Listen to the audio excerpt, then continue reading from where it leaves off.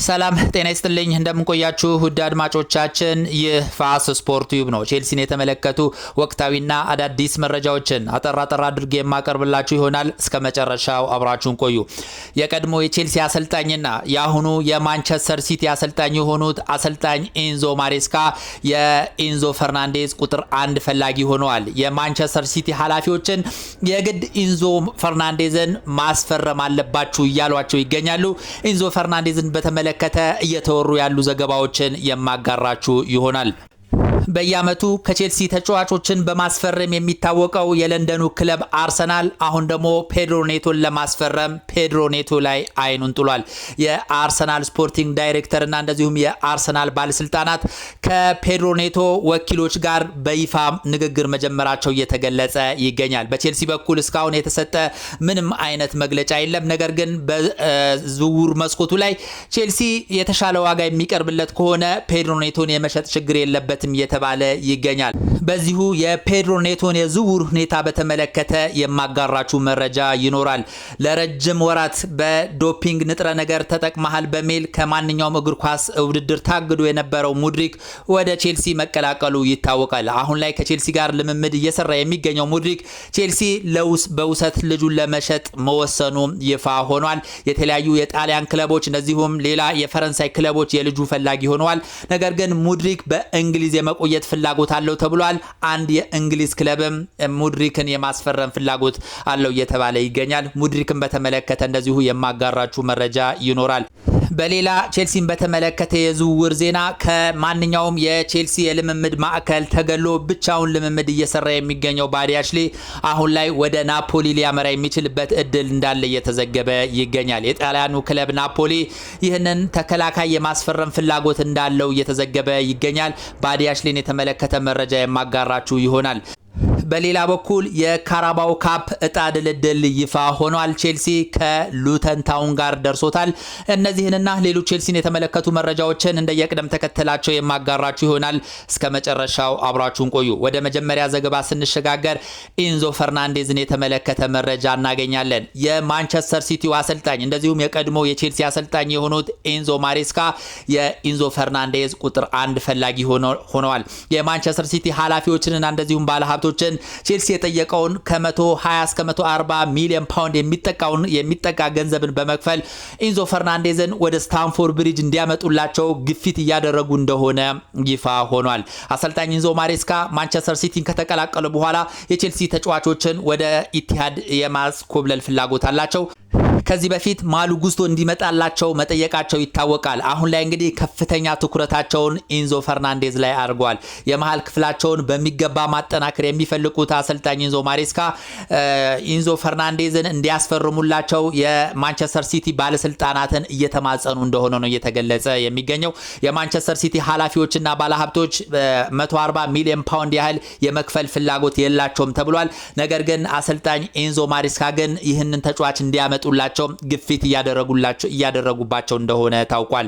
በዚህም እንግዲህ ማንቸስተር ሲቲ ኢንዞ ፈርናንዴዝን ሊያስፈርም የሚችልበት እድል ከፍተኛ እንደሆነ እየተገለጸ ይገኛል። እንግዲህ አሰልጣኝ ኢንዞ ማሬስካ ቡድናቸውን በአዳዲስ ተጫዋቾች እያዋቀሩ ይገኛሉ። በሚቀጥለው ዓመት ከአርሰናል እንደዚሁም ከሌሎች ከማንቸስተር ዩናይትድ ከቼልሲ ጋር በመፎካከር ዋንጫዎችን ማግኘት ይፈልጋሉ። እንደዚሁም የፔፕ ጋርዲዮላን ሌጋሲ ማስቀጠል ይፈልጋሉ።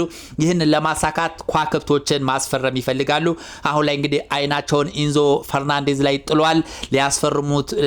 ሊያስፈርሙት የሚችሉበት እድል ከፍተኛ ሊሆን ይችላል እየተባለ ይገኛል።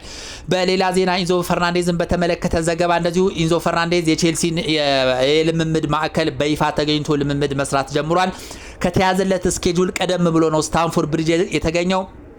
ሮብ ነበረ ስታንፎርድ ብሪጅ እንዲገኝ ቀጠሮ ወይም ደግሞ ስኬጁል ተይዞለት የነበረው። ነገር ግን ኢንዞ ፈርናንዴዝ ቀድሞ በመምጣት የቼልሲ የልምምድ ማዕከል በመገኘት ልምምድ መስራት ጀምሯል። ይህም በቼልሲ ለመቆየት ፍላጎት አለው የሚሉ መረጃዎች እየተናፈሱ ይገኛሉ። የቼልሲው አዲሱ አሰልጣኝ ዣቪ አሎንሶም እንደዚሁ ኢንዞ ፈርናንዴዝን የማቆየት ፍላጎት አለው ተብሏል። ነገር ግን የቼልሲ ኃላፊዎች ግን ልጁን መሸጥ ይፈልጋሉ። ምክንያቱም በርካታ ተጫዋቾችን እያስፈረሙ በመሆኑ ይሄ ባላንስ ስቴትመንታቸውን ይሄ ፋይናንሻል ስቴትመንቱን ማስተካከል ይፈልጋሉና በዚህም ምክንያት ማንቸስተር ሲቲ የተሻለ ገንዘብ የሚያቀርብ ከሆነ ኢንዞ ፈርናንዴዝን የመሸጥ ፍላጎት አላቸው ወይም ደግሞ ኢንዞ ፈርናንዴዝን ለመሸጥ አይናቸውም አያሹም እየተባለ ይገኛል።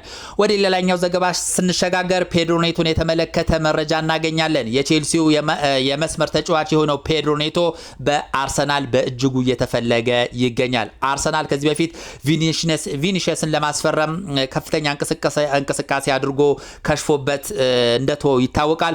አሁን ደግሞ ፊቱን ፔድሮ ኔቶ ላይ አድርጓል። የአርሰናል ከፍተኛ ባለስልጣናት እንደዚሁም የስፖርቲንግ ዳይሬክተሮች ከፔድሮ ኔቶ ወኪሎች ጋር በይፋ መነጋገራቸው ነው የተገለጸው። ቼልሲ ፉትቦል ክለብ በዚህ በፔድሮ ኔቶ ዙሪያ ላይ የሰጠው ምንም አይነት መግለጫ የለም። ነገር ግን እስከ 75 ሚሊዮን ፓውንድ ያህል የአርሰናል የሚከፍለው ከሆነ ልጁን ለአርሰናል ለመሸጥ እንደማያቅማማ እየተገለጸ ይገኛል። በየአመቱ በተጫዋቾችን በማስፈረም የሚታወቀው አርሰናል አሁን ደግሞ ፔድሮ ኔቶ ላይ ትኩረቱን አድርጓል። ፔድሮ ኔቶም እንግዲህ በቼልሲ ቤት በቂ የመሰለፍ እድል የማይሰጠው ከሆነ ወደ አርሰናል የመሄድ ፍላጎት አለው እየተባለ ይገኛል። አርሰናል ከዚህ በፊት እነ ሃቨርትስን እነ ማዲዮኬን እንደዚሁም ሌሎች በርካታ ተጫዋቾችን ከቼልሲ እንዳስፈረመ ይታወቃል። አብዛኞቹ ተጫዋቾች ስኬታማ አልሆኑለትም። ስለዚህ ከአርሰናል ከቼልሲ ማስፈረም የለበትም የሚሉ አንዳንድ ደጋፊዎች ሀሳባቸውን ሲሰነዝሩ በተለያዩ ማህበራዊ ሚዲያዎች ተመልክተናል። ነገር ግን ሚካኤል አርቴታ የፔድሮ ኔቶ ፈላጊ ሆኖ ከልጁ ጋር ውይይትና ድርድር እያደረገ እንደሆነ ነው እየተገለጸ የሚገኘው። አርሰናል ከፔድሮ ኔቶ ጋር በጥቅማ ጥቅምና እንደዚሁም ከልጁ ጋር በግል ጉዳዮች ዙሪያ ላይ ከተስማሙ በኋላ ለቼልሲ ይፋዊ ጥያቄ በማቅረብ ልጁን ወደ ኤሚሬት ለማስመጣት ከፍተኛ እንቅስቃሴ እያደረጉ እንደሆነ ነው እየተገለጸ የሚገኘው። ወደ ሌላኛው ዘገባ ስንሸጋገር ሙድሪክን የተመለከተ መረጃ እናገኛለን። ዶፒንግ የተባለ አነቃቂ ንጥረ ነገር ተጠቅመሃል በሚል ለበርካታ ወራት ከሜዳ ተገልሎ ቆይቶ የነበረው ሙድሪክ አሁን ከቼልሲ ጋር ልምምድ እያደረገ እንደሆነ ይታወቃል። ማለትም የነበረበት ቅጣት ተነስቶለት የእግር ኳስ ህይወት እንዲያጣጥም ፍቃድ አግኝቷል። ከቼልሲ ጋር ጥሩ ጊዜ እያሳለፈ ይገኛል። ቼልሲ ይህንን ተጫዋች በአግባቡ መጠቀም ይፈልጋል። ነገር ግን ለዚህ አመት በውሰት የመሸጥ ፍላጎት እንዳለው ተገልጿል። ፍላጎት ብቻ እንዳለው አይደለም፣ ሙድሪክ በውሰት ለሌላ ክለብ እንዲሰጥ መወሰኑ ነው እየተገለጸ የሚገኘው። የቼልሲው እህት ክለብ የሆነው ስትራስበርግ ይህንን ተጫዋች ይፈልጓል። እንደዚሁም የአንዳንድ የጣሊያን ክለቦች እነ ኤሲ ሚላን የልጁ ፈላጊ ናቸው የሚሉ መረጃዎች እየወጡ ይገኛሉ። ነገር ግን ሙድሪክ በግል ደረጃ ለንደን መቆየት ወይም ደግሞ እንግሊዝ መቆየት ይፈልጋል ተብሏል። አንዳንድ ክለቦች ይህንን ተጫዋች ለማስፈረም ፍላጎት አላቸው እየተባለ ይገኛል። ኮቨንተሪ ሲቲ አንዱ ነው። በላምፓርድ እየሰለጠነ የሚገኘው ኮቨንተሪ ሲቲ ይህንን ተጫዋች ሙድሪክን የማስፈረም ፍላጎት አለው ተብሏል። አሊያም ደግሞ ቼልሲ በቋሚነት የማይሸጠው ከሆነ በውሰትም የመውሰድ ፍላጎት እንዳለው ነው እየተገለጸ የሚገኘው። እንግዲህ ሙድሪክ ቼልሲ የትኛውን ክለብ በቋሚነት የመሽጠት ፍላጎት የለውም። በሚቀጥለው አመት ብቃቱን ካሻሻለ ወደ ስታንፎርድ ብሪጅ መጥቶ ቼልሲን እንዲያገለግል ይፈልጋል። ለዛም ነው እንግዲህ ይህን አንድ አመት በውሰት ለመስጠት የወሰነው። ወደ ሌላኛው ዘገባ ስንሸጋገር ባዲያሽሌን የተመለከተ መረጃ እናገኛለን። የቼልሲው ተከላካይ የሆነው ባዲያሽሌ አሁን ላይ እንግዲህ ወደ አንድ ጣሊያን ክለብ ሊያመራ እንደሆነ ተገልጿል። ያም የጣሊያን ክለብ ናፖሊ ነው። ናፖሊ ይህንን ተጫዋች የማስፈረም ፍላጎት አለው ተብሏል። የዝውውሩ ሁኔታ በፍጥነት መቋጨት ይፈልጋል ነው እየተባለ የሚገኘው። ቼልሲ ፉትቦል ክለብ ይህንን ተጫዋች ማለትም ባዲያሽሌን ከማንኛውም የቼልሲ የልምምድ ማዕከል አግዶታል።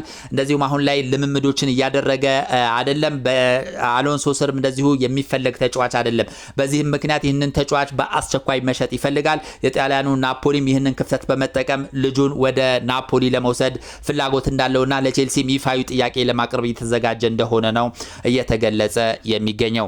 ወደ ሌላኛው ዘገባ ስንሸጋገር የካራባው ካፕ ዕጣ ድልድልን እናገኛለን። የሁለተኛ ዙር የ2026-27 የካራባው ካፕ ውድድር ዕጣ ድልድል ይፋ ሆኗል። ቼልሲ ከሉተን ጋር በይፋ ተደልድሏል። ጨዋታውም የሚያደርገው በአስገራሚ ሁኔታ ቼልሲ ከፉልሃም ጨዋታ ካደረገ በኋላ ከሁለት ቀናት በኋላ የካራባው ካፕ ጨዋታውን ከሉተን ታውን ጋር የሚያደርግ ይሆናል። ይሄ ብዙ ጊዜ በእንግሊዝ የተለመደ አልነበረም።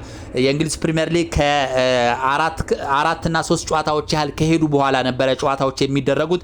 አሁን ግን አዲስ ፎርማት ይዞ የመጣ ይመስላል። ቼልሲ ከፉልሃም ጋር የመጀመሪያ ፕሪሚየር ሊግ ጨዋታውን ከፉልሃም ጋር ካደረገ በኋላ በ3 ቀናት ልዩነት ውስጥ ከሉተን ታውን ጋር የካራቦ ካፕ እንደሚያደርግ ስኬጁል ተይዞለታል። ምናልባት ይሄ ስኬጁሉ ሊቀየር የሚችልበት እድል ሊኖር ይችላል። እስካሁን ባለው ሁኔታ ግን ከ2 እና ከ3 ቀናት በኋላ ማለትም ከፉልሃም ጋር ከተጫወተ ከ2 እና ከ3 ቀናት በኋላ ሉተን ጋር ጨዋታውን ያደርጋል ተብሎ ይጠበቃል። በአጠቃላይ ቼልሲን በተመለከተ የተሰሙ ዋና ዋና መረጃዎች እነዚህ ነበሩ። ስለነበረን ቆይታ እጅግ አድርጌ አመሰግናለሁ። መልካም ጊዜ